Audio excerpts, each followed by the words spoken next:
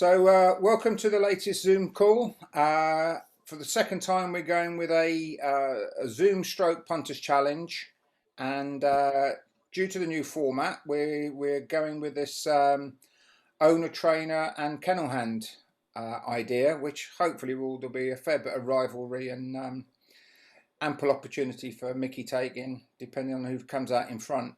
I should mention that the first one went firmly in favour of Matt Dartnell, who finished, I believe, about £130 in front on the first time we did it. So no pressure, guys, particularly on the trainer. Just a thought. So as you can probably see on the screen, Mark Wallace, Daniel Wallace, Billy Boyle. Looking forward to the Friday night card at Romford, the Golden Sprint card, and thought we'd go through the races. You've each got £100 to spend. Drop in or jump in whenever you feel that we approach one of the races that you've got an interest in. So we'll kick off with the first race. Avoiding the first two graded races, we'll stick to the opens. And the third race, a 500 maiden. Does anybody got any views on that? I think you did, didn't you, Mark? Yes, I thought this might involve the two Yarmouth dogs in 1 and 6, and I fancied 6 quite strongly on the draw, and a good win at Yarmouth last time, and it's been round a few times, I think, or a couple of times at least. So, and it ran quite well last time.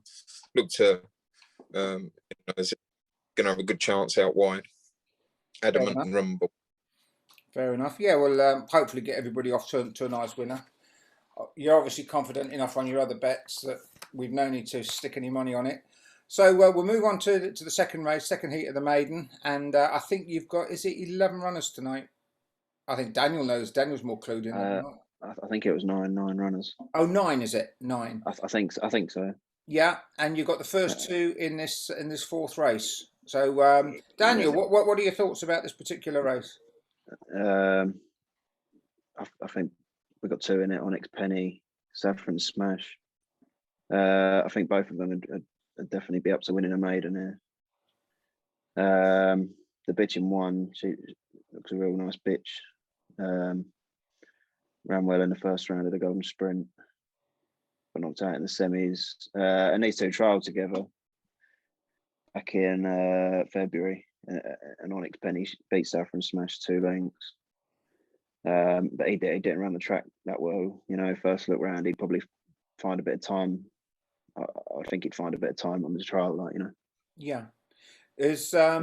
Are either of them Romford type dogs, or are you just? Yeah, definite.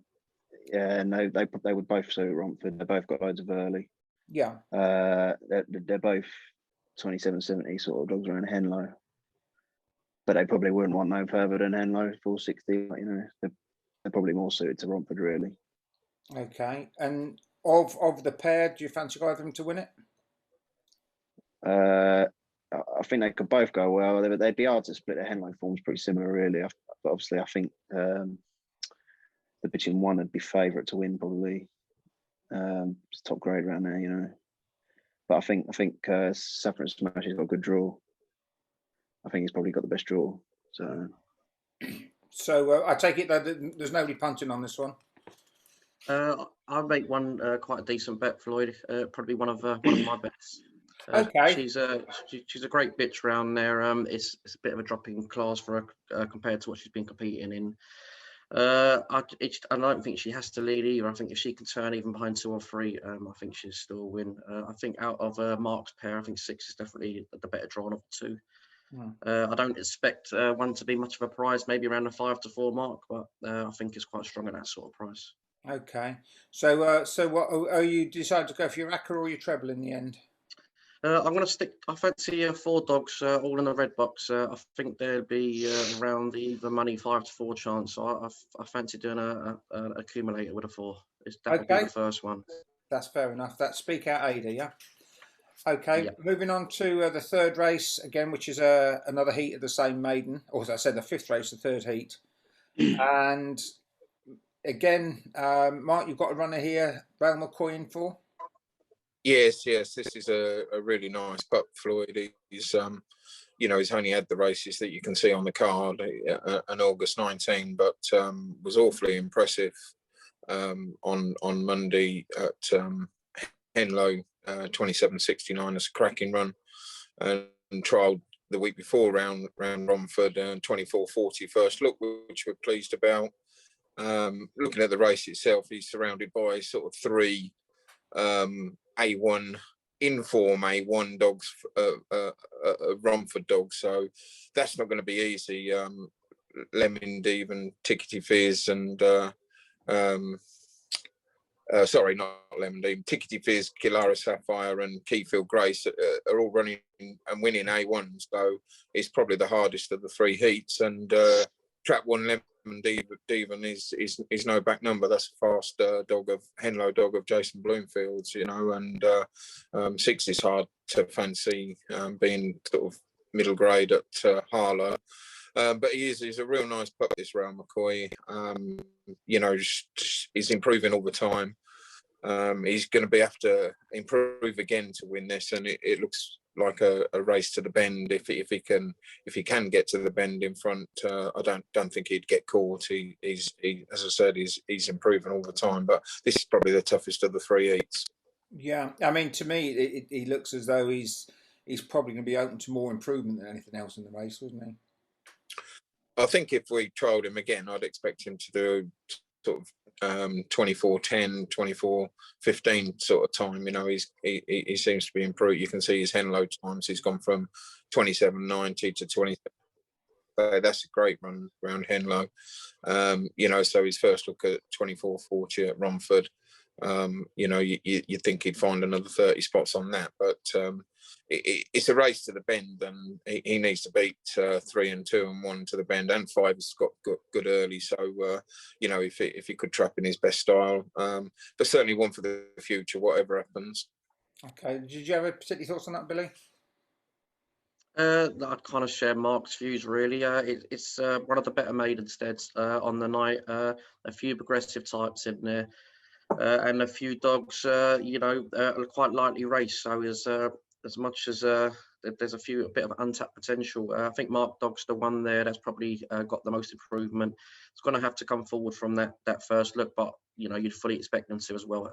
I think not only do you need to have the early pace from Romford, you also have to have the trapping ability, and sometimes you find a lot of these younger dogs out. So it wouldn't be something race I'd get too involved in, but definitely worth a watch. Okay. Right, so we're moving on then to the 6th race, which is the first heat of the bitches, and you've got playbook in there, Mark. Yeah, she's a lovely bitch. I've heard sharing her, and you know, we're delighted. Mark and Linda who owned it with me. You know, she was only bought for reasonably cheap, well, very cheap money, to be honest with her, and she's done nothing but impress us in her career so far. Like, you know, she's although you only see 13 wins from 47, she's such a game bitch, you know, and you know, she's won a couple of opens round Romford. Track 3 is not ideal, certainly, but you know, on a day she's very good, and that was a great run she last Saturday, and you know, they don't have many A1s at Henlow, and you know, she did 27.65, which is near enough her fastest ever run round Henlow, and still got beat, you know, but the sectional was fantastic. You know, didn't get much of a run in the heats of the Golden Sprint, but yeah, she should go. It's not an easy race. 1, 2, 4. They're all want to be on the rails as well. So, you know, nothing but a best break will do in this. But if she did break well, then she's definitely got a chance in this. Fair enough. Anything in here carrying any of your money, Daniel? I like playbook. She probably wants to be a bit close to the rails. If she runs as she did at Henlow last week, she'd go well, I think. Fair enough. So it doesn't sound as though anybody's punting. And this isn't one of your track ones, is it, Billy? No, it's a difficult race for me. I think whoever leads out of 1 and 3 would probably be the selection, but yeah, not for me. Fair enough. Okay, so we're moving on to the 7th race, the second of the bitches heats, and again a Wallace runner in 1. And Daniel, what do you thought? Infield Casey, real nice bitch. She's won a couple of races around here. If I'm honest, that doesn't look probably the hardest race she's been in, and I'd probably fancy her to win this, to be honest. And is she carrying any of your money? I would probably, I couldn't put anyone off her for sure. Yeah, I don't know what sort of price she'd be. She might be short, like, but Yeah.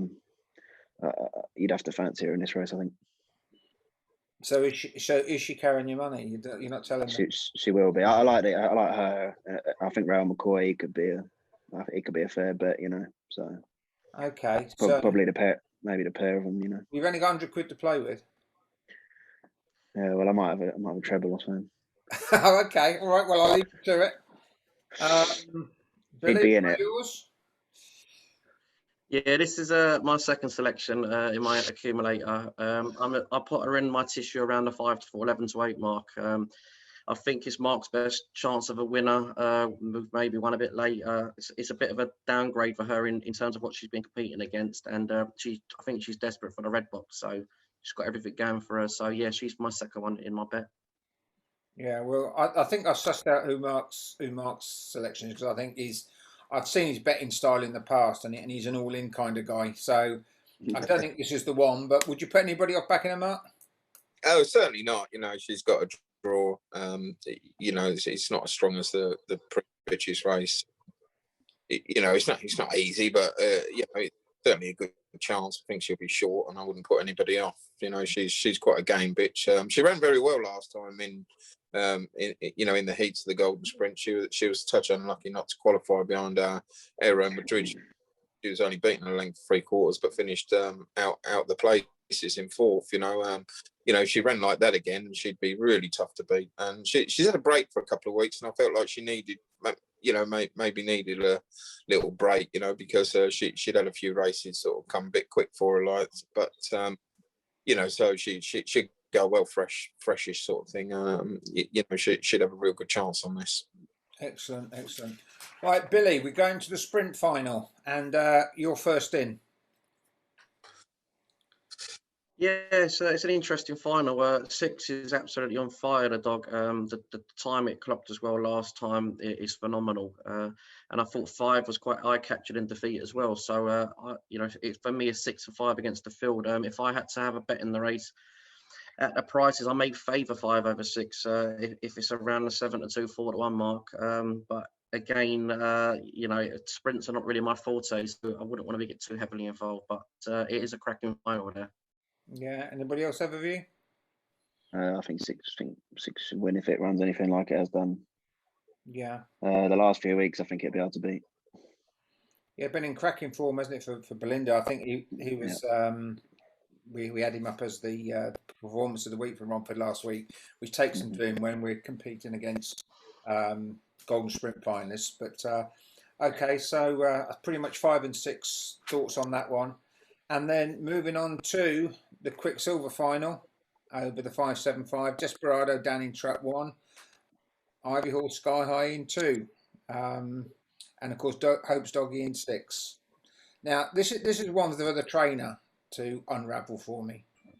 Yeah, I think we're missing out the likely favourite in this race, which could be Spartan Master. You know, I've heard of him. Yeah.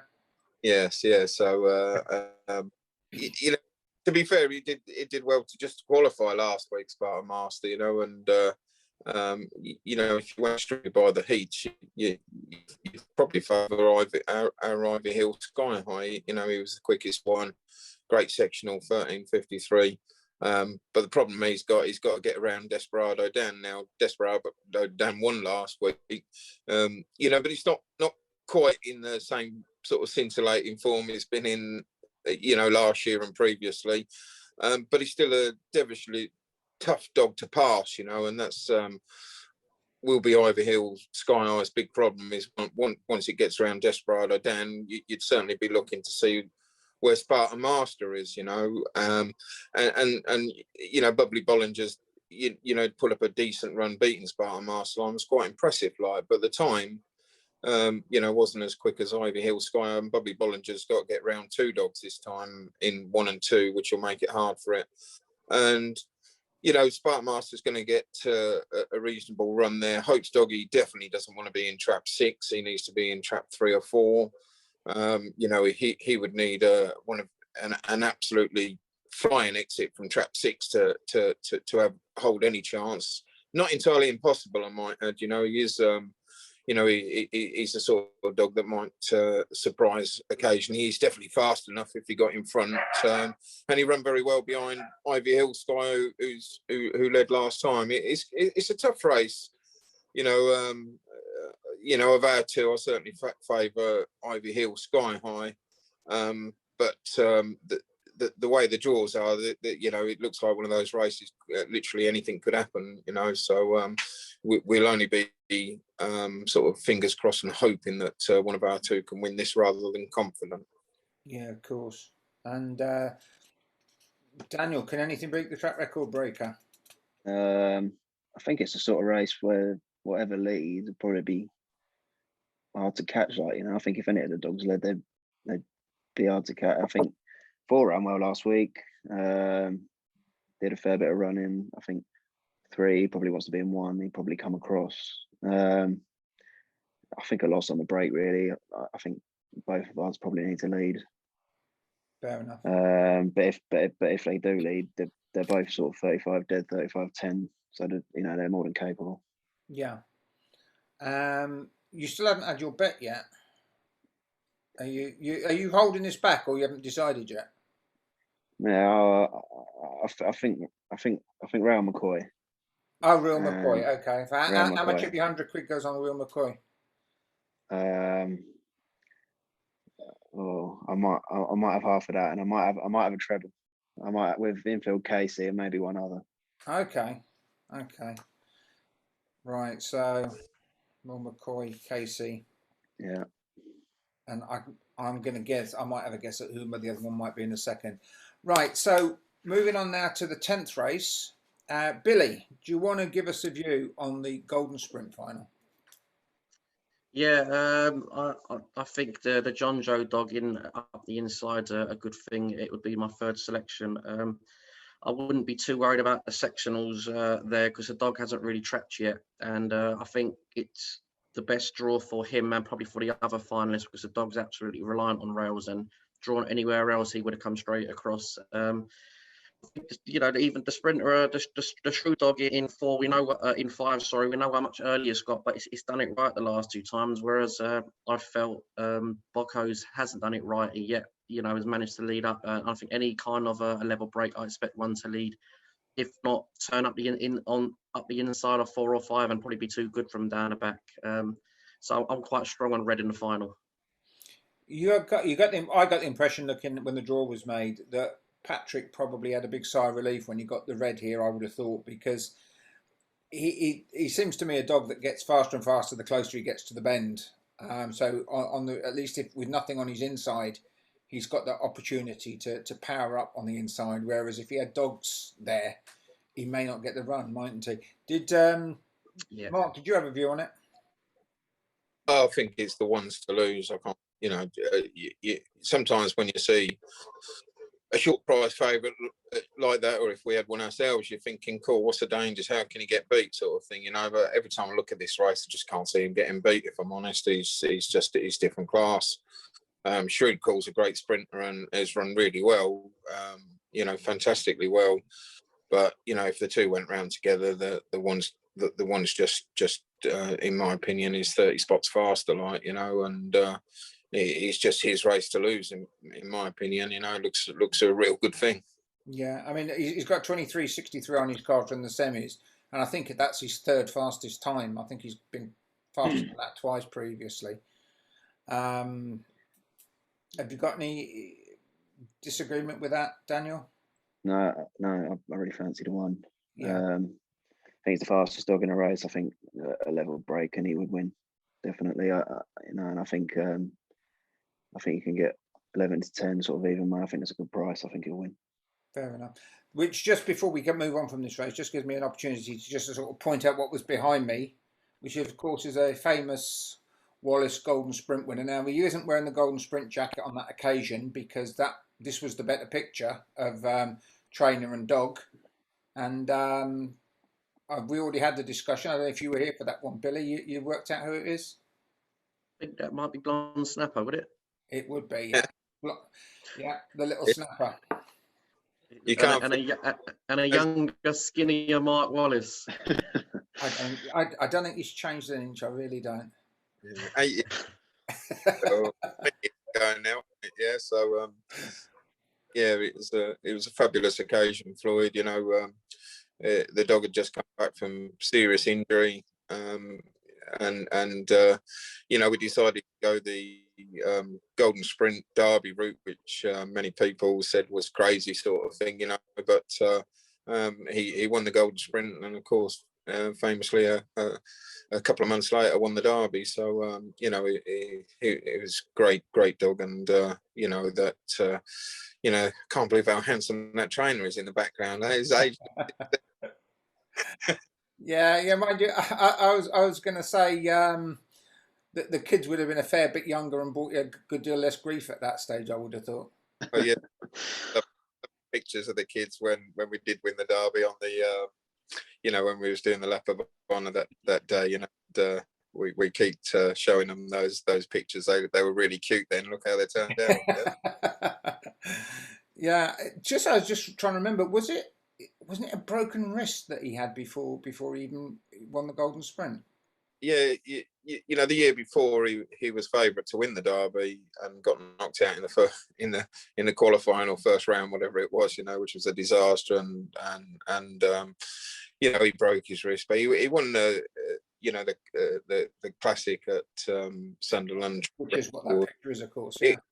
It was just a fantastic race dog. You know, he may not have been the fastest dog we've ever trained, but he certainly was, you know, up there as a very best as a race dog. You know, he was just a great race dog, great competition dog, and you know, had a fantastic career. And to come back after a broken wrist to win a Derby is something that you know, we was already proud of. It took some work, and it was a brilliant effort, and you know, a memorable night.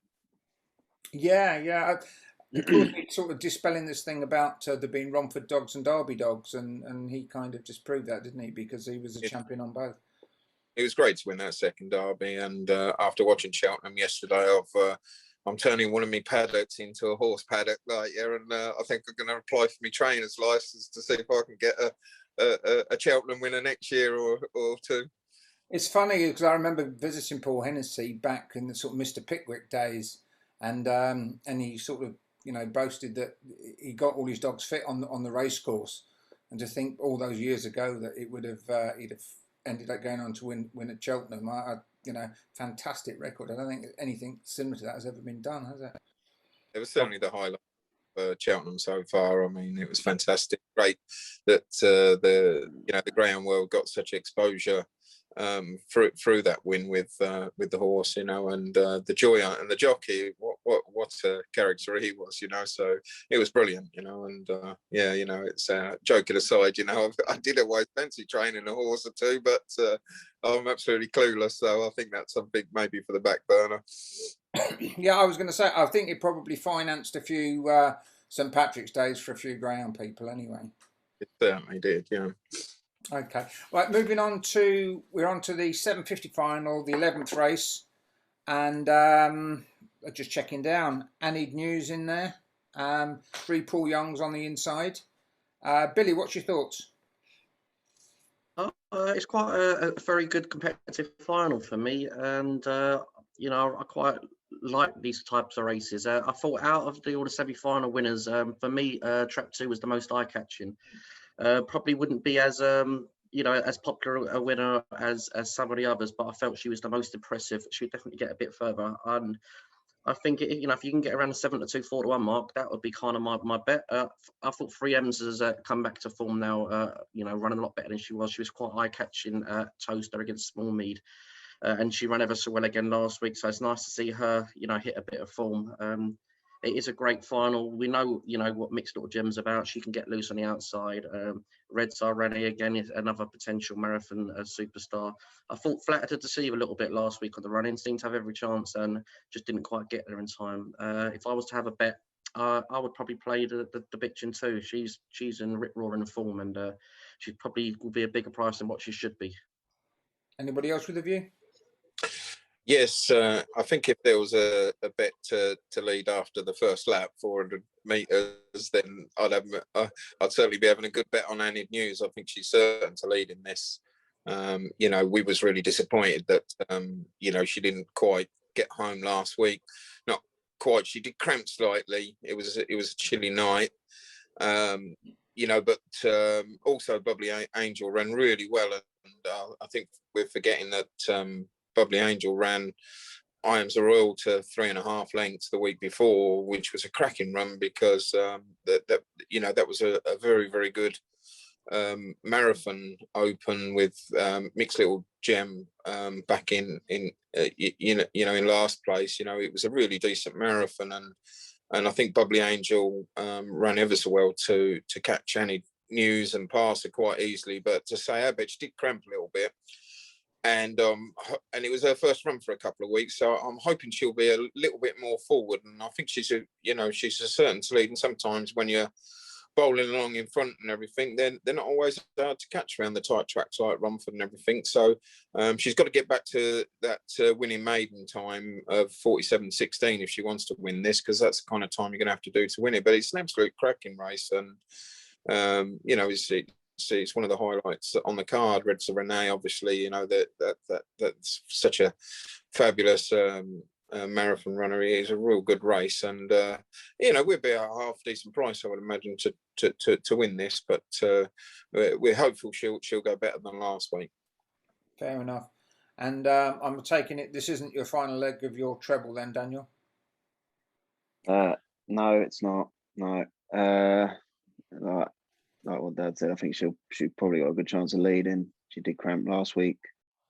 Hopefully she might come on for the run a bit, Paul Young's dogs are all running well, so it's a real tough race. Red Renee, Mixed Little Gem, obviously top class. Probably wouldn't have a bet in the race. More of a watching race. It's a good race to watch. Fair enough. Okay, so moving on to the last race, which surprisingly enough, Wallace is playing his joker. It's probably not.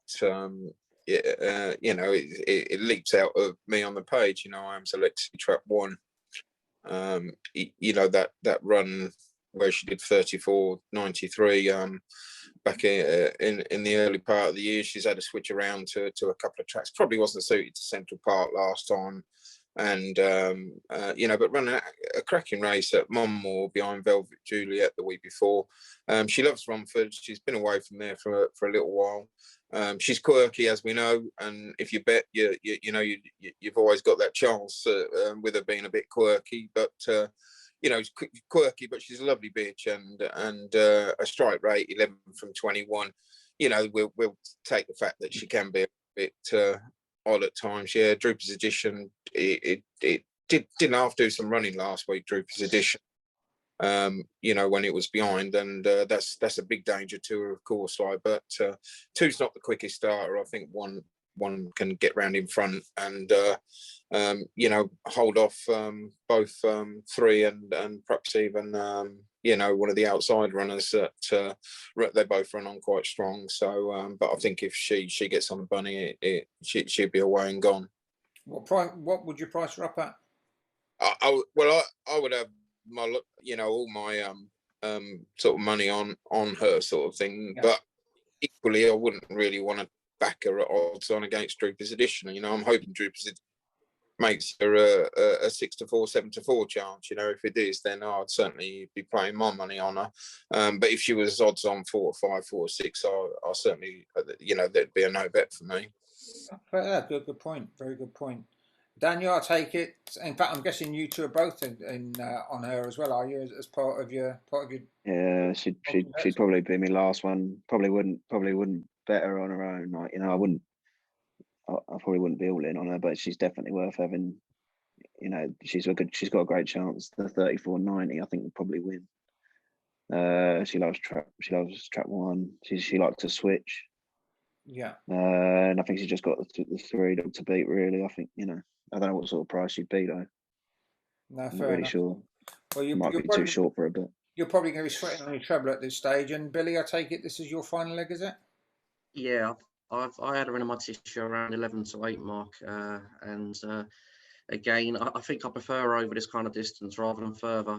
I like the fact that she's going there fresh. She's got cracking trapping ability, and I think once she, if she traps it and comes out running, I think that should be it. If she doesn't lead, then it's a different story, especially around Romford. But at around the 11 to 8 mark, I think I'd rather be a player than a layer, and I can't see her going off odds on 3 would definitely ensure that she's going to be money against. So in what's a match for me, I'd quite happily back her around that kind of mark. And yeah, she's the fourth bet in my accumulator. Brilliant stuff.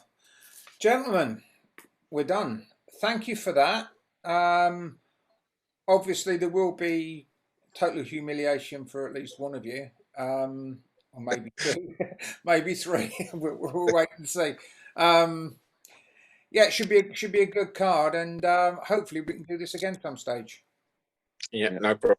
Yeah, thank you. Brilliant. Floyd. Thanks very much.